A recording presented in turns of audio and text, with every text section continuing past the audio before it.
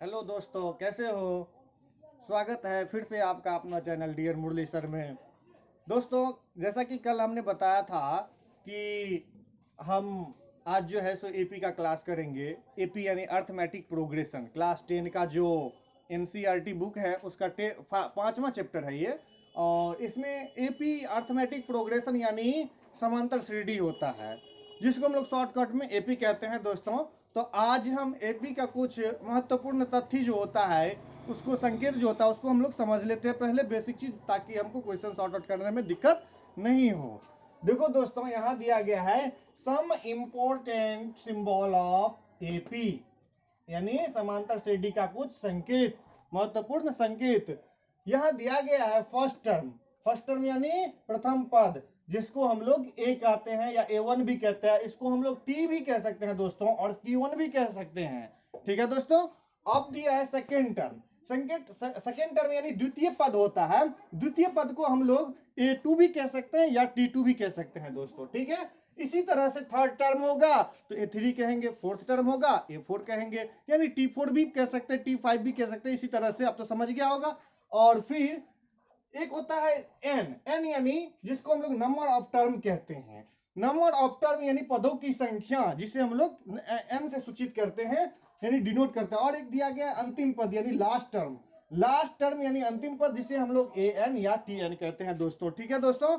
अब जो है इसमें एक साइन डी दिया जाता है, एक सिंबल दिया जाता है डी का, जिसे हम लोग एपी में कॉमन डिफरेंस कहते हैं, जिसे हिंदी में सार्वांतर कहते हैं दोस्तों। सार्वांतर यानी सभी का अंतर क्या होता है। ठीक है।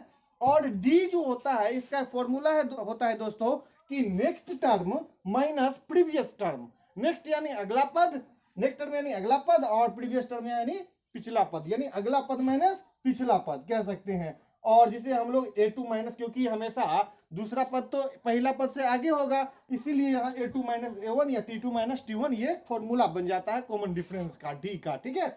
और अब जो है दोस्तों, यहाँ दिया गया है कि A is equal to a, A1 is equal to a, A2 is equal to A plus d. ये जो देख रहे हो दोस्तों, ये एपी का टर्म है, पद है। इसे एपी का टर्म कहते हैं। जैसे पहला पद को हम लोग ए कहते हैं, दूसरा पद को A2, तीसरा टर्म ए प्लस 2D, चौथा टर्म जो हो जाएगा यानी A4 ए प्लस 3D, A5 जो होगा ए प्लस 4D, A6 जो होगा ए प्लस 5D। देखो दोस्तों, एक चीज देखने की गौर है, यहाँ 2 है तो यहाँ एगो डी है, यहाँ 3 है तो यहाँ दूगो डी यानी दू है, 3 है तो दू है, यहाँ 4 है तो 3 है, यहाँ 5 है तो 4 है, यहाँ 6 है तो यहाँ 5 है। यानी गौर की दोस्तों, यहाँ पे एक एक कम होते जा रहा है। और इसी तरह से जब हमको कहेगा कि सबसे लास्ट टर्म निकालने के लिए, तो हम क्या करेंगे दोस्तों, ए एन। लास्ट टर्म अंतिम पद को हम लोग ए एन कहते हैं, इसलिए ए एन लिखा हमने, is equal to A plus, जैसे सब में ए प्लस था हम ए प्लस डाल दिए। उसके बाद कहता है दोस्तों कि लास्ट में यहाँ एन था ना, तो एन माइनस 1 देंगे। क्यों देंगे, यहाँ 6 था तो 5 दिए ना, 6 यानी 6 माइनस 1, तो 6 माइनस 1 यानी 5, तो यहाँ 5 दिए, तो वहीं एन था, यहाँ एन माइनस 1 देंगे। ठीक है दोस्तों। तो ये एक हमारा अंतिम पद निकालने का फॉर्मूला भी हो जाता है, A N is equal to A plus N minus 1 into D. दोस्तों, ये अक्सर एग्जाम में पूछे जाते हैं, प्रूफ करने के लिए भी 2 नंबर में। ठीक है दोस्तों। और जो है, अब हम लोग चलेंगे कुछ प्रॉब्लम जो होता है उसको सॉल्व करने के लिए। जो प्रॉब्लम हमारी किताबों में दी जाती है सॉल्व करने के लिए, उसमें कहेगा आपको एक एपी दे देगा, 2 4 यानी 2 4 6 8 10, इसी तरह से एंड सो ऑन 22। कहने का मतलब ये एक इस तरह से दे देगा, एपी कहेगा इसमें प्रथम पद क्या होता है, यानी फर्स्ट टर्म क्या होता है, ये फाइंड करने के लिए कहेगा। इसका कॉमन डिफरेंस क्या होता है, ये फाइंड करने के लिए। तो देखो दोस्तों, बहुत आसान है, थोड़ा सा ध्यान देने की बात है यहाँ पे, बस थोड़ा सा ध्यान कि हमने फर्स्ट टर्म को क्या माना था, ए ना। इसमें जब सबसे पहला पद क्या हुआ, इस पूरे में 2 ही ना हुआ दोस्तों, ये 2 क्या हो जाएगा हमारा फर्स्ट टर्म हो गया, हो तो गया। प्रथम पद निकालने के लिए कहेगा, सीधे पहला टर्म लिख देंगे, हो गया मेरा आंसर। अब हमको कहेगा जो कॉमन डिफरेंस निकालने के लिए दोस्तों, तो क्या करना है, उसमें कॉमन डिफरेंस का फॉर्मूला हमने पहले बता दिया है यहाँ पे, कि जो कॉमन डिफरेंस का जो फॉर्मूला होता है A2 माइनस A1 होता है, यानी D is equal to next term minus previous term, अगला पद माइनस पिछला पद। देखो दोस्तों, इस एपी में क्या होता है, अगला पद माइनस पिछला पद। तो अगला पद तो ये 4 हुआ, पिछला ये क्या हो गया, 2। हम ये भी कह सकते हैं अगला पद ये हो गया ना 6, ये 4, ये 8, ये 6, ये 10, ये 8, इस तरह से भी कोई भी बीच से कहीं से भी हम ले सकते हैं। तो हमने शुरू का ही लिया अगला पद, यानी a2 माइनस a1। a2 का वैल्यू क्या है दोस्तों 4 है और a1 का वैल्यू क्या है 2 है।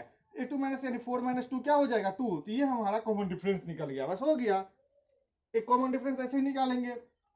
और ये क्वेश्चन जो दिया है इसमें दिया है दोस्तों कि ये सारा समांतर सीधी में दे दिया 2 4 6 8 10 22, कहा कि लास्ट में 22 है। अब देखो दोस्तों 1 2 3 4 5 इसी तरह से गिनती करके दे दिया है, बोला कि 22 तक है।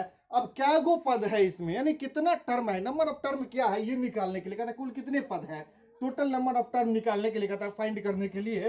तो हम क्या करेंगे, हम तो बता ही दिए हैं कि जो इसमें सबसे लास्ट में जो दिया गया है 22, ये तो सबसे अंतिम पद हो गया और सबसे अंतिम पद को हम लोग ए एन कहते हैं, पहले ही बताया हमने। तो A N is equal to हमने फॉर्मूला बताया था कि A plus N minus 1 into D, जैसे कि यहाँ पे फॉर्मूला दिया था A N is equal to A plus N minus 1 into D.